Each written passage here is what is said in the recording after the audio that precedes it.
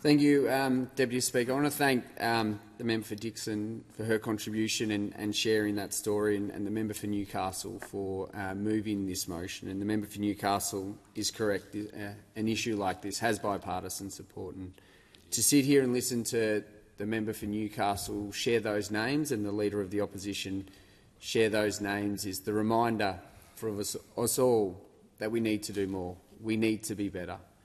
We would love to be in a world where there was no lives lost to violence, but that world doesn't exist, and we need to strive every day to get better. And those statistics are shocking. 74 women lost in the last 12 months.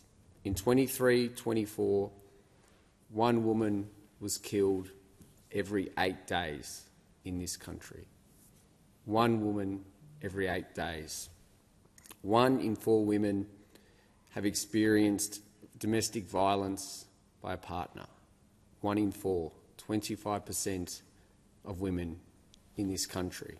And that is completely unacceptable. And behind those statistics, as the member for Dixon shared, that was one story, but we know there is a story for every one of those women. And it's not just those women that are impacted, it's their children, it's their parents, it's their loved ones. There are so many people in society impacted by this. But we need to understand, and the reason I'm standing here to speak, is it is not just the women of this parliament and it is not just the women of Australia that have a role to play. The leaders of the country, the men in this place, the men in communities have a role to play.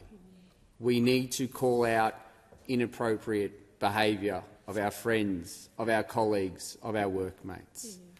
We need to make sure that all men understand that violence is not acceptable in any circumstance.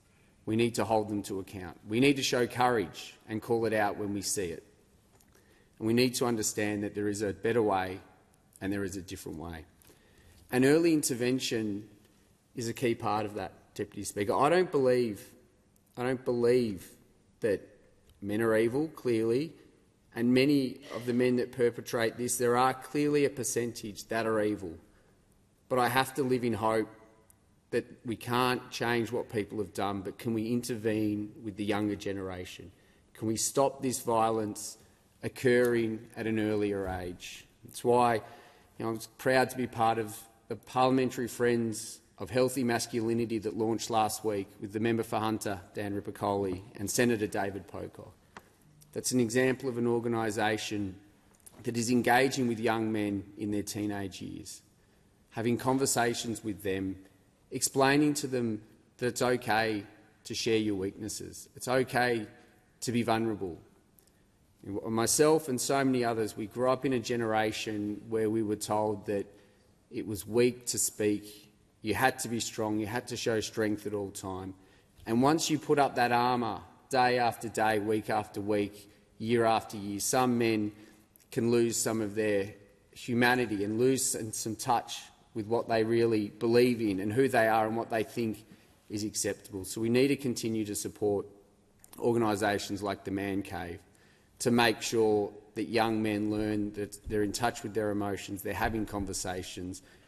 They can't bottle it up and then it comes out in violence, whether it's against their partner, whether it's at the pub against another person that's just having a beer with their friends. We need to stop that cycle.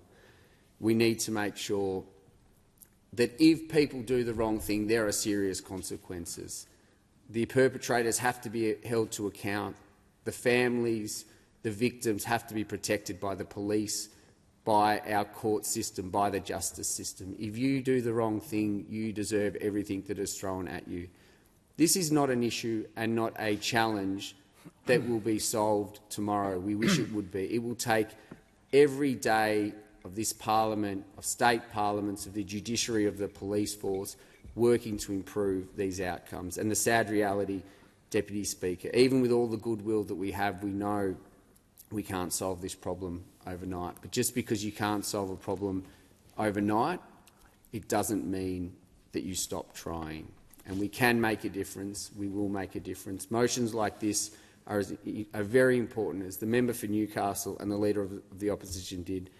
those women that we lost should never be forgotten. Their names will now be in the Hansard forever, and that is an important statement as we continue to improve as a society and make sure, hopefully one day, there are no more names to be read out.